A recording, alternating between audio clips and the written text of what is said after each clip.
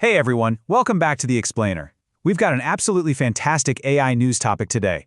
We're unpacking a really groundbreaking archive paper that introduces a formalized, hierarchical learning framework for autonomous search and rescue UAV swarms. Basically, instead of treating a drone swarm like one giant, centralized artificial brain, this paper proposes a hybrid neurosymbolic architecture. And honestly, it completely reimagines how these drones learn, coordinate, and survive out in the wild. Okay, let's just dive right into this. We're going to methodically break down this pretty dense theoretical framework into 6 digestible areas. First, the single paradigm swarm problem. Second, the 3-level cognitive stack. Third, replacing heuristics with contracts. Then we'll cover achieving swarm metacognition, surviving dynamic environments, and finally, engineering the future swarm. All right, Section 1, the single paradigm swarm problem. To understand why this new architecture is such a massive game changer, we kind of have to look at the main issue plaguing current drone swarm technologies, especially when they're deployed in really complex, high-stakes environments like search and rescue. To give you some context, a recent article in Scientific Reports detailed this highly sophisticated traditional model called MARL-DQN. It's a deep reinforcement learning system that fuses image and sensor data to navigate tricky adversarial environments. And look, it's impressive for sure, but it represents the old way of doing things. It forces a single learning paradigm to handle literally everything. When you rely on just one algorithm to manage both high-level strategy and low-level flight control, you inevitably run into optimization conflicts and gradient interference. This new architecture, on the other hand, elegantly separates those concerns using a biologically inspired hybrid neurosymbolic approach that's actually backed by formal verification. Think about it like this. You just can't have a system effectively pondering a long-term, multi-agent strategy while simultaneously trying, not to crash into a brick wall at 50 miles an hour. Strategic meta-learning is just way too slow for low-latency reflexes, and reactive flight policies that completely lack the abstraction needed to plan out a massive, hour-long search and rescue grid. You absolutely need a tiered approach. Which brings us right to Section 2, the 3-level cognitive stack. To solve that optimization conflict we just talked about, the researchers basically used human biological cognition as their framing device. Let's see how this builds out. The framework maps machine learning directly to a step-by-step progression of human-like cognition. So you start at the base with reflexes, move up to learned skills, and top it all off with higher-order reasoning. Right at the foundation, we have the reflex level. This is all about individual agent adaptation to immediate environmental changes. It relies on extremely low-latency sensor feedback and is powered by Hebbian neuroplasticity. Biologically, this is exactly like touching a hot stove, right? Your hand pulls back instantly before your brain even fully processes the pain. In this architecture, a drone reacts to a sudden gust of wind or an obstacle instantly. No overthinking, no waiting for the whole swarm to reach a consensus. Take one step up, and we hit the skill level. This layer handles tactical coordination, path planning, and inter-agent communication. It's powered by a mix of multi-agent reinforcement learning, or MARL, alongside graph neural networks and behavior trees. If the reflex level is pulling your hand from a hot stove, the skill level is more like playing a fast-paced team sport. The drones are using these learned skills to communicate, run plays, and coordinate tactically to sweep a target area. Finally, right at the top, we have the reasoning level. This acts as the actual brain of the operation. It's responsible for high-level strategic decision-making, mission allocation, and long-horizon planning. It pulls this off using model-agnostic meta-learning paired with belief, desire, intention reasoning, or BDI. It even runs a digital twin to validate strategies before executing them in the real world. This is where the swarm figures out the overarching goal of the entire mission. Okay, moving to Section 3, replacing heuristics with contracts.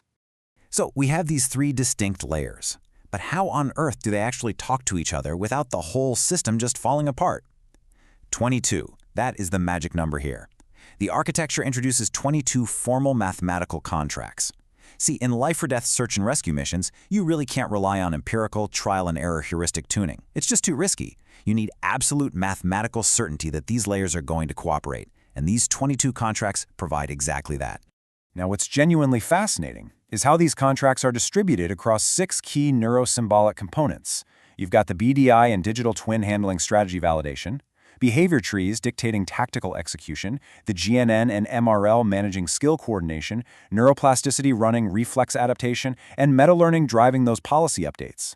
These contracts basically act as the hard and fast rules of engagement between all these diverse parts, keeping the entire swarm functioning safely. And the reason you want all 22 of those contracts satisfied is because of these 6 formal guarantees. The researchers proved a main integration theorem, establishing that when all 22 contracts are met, the system mathematically guarantees these 6 operational safety classes.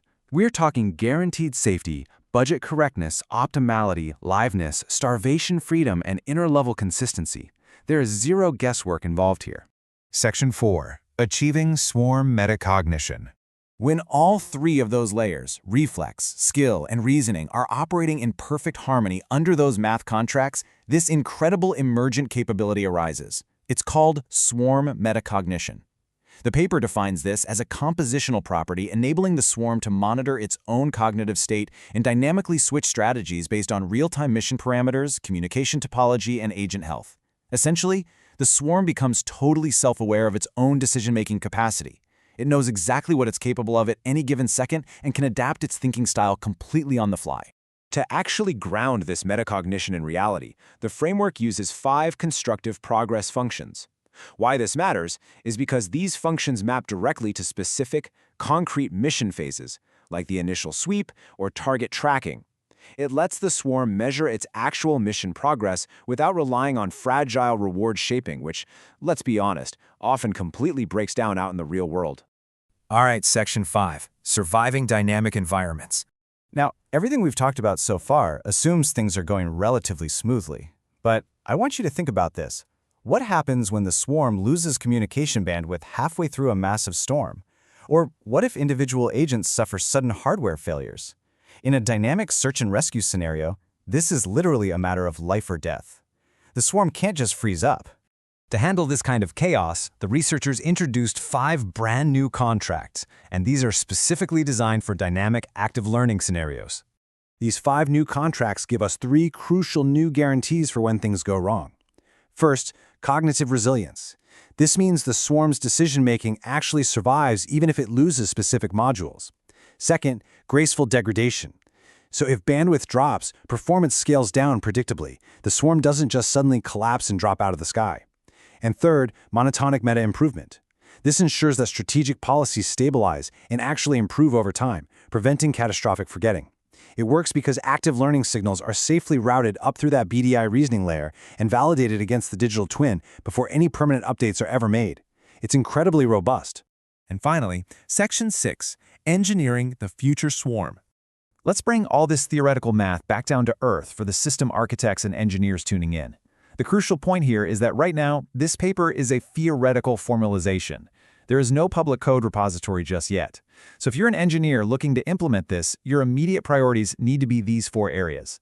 You absolutely need contract verification tooling, like TLA Plus, to monitor those 22 contracts in real time. You've got to ensure digital twin synchronization to prevent state divergence, because if your simulation lags behind reality, your swarm is going to make bad choices. You'll need GNN topology management to handle adaptive edge pruning when comms drop, and you definitely need to test active learning boundaries by running degradation curves in simulation first. I'll leave you with this final thought from the paper. Until a reference implementation drops, this architecture serves as a specification for designing robust, formally verified multi-agent control stacks.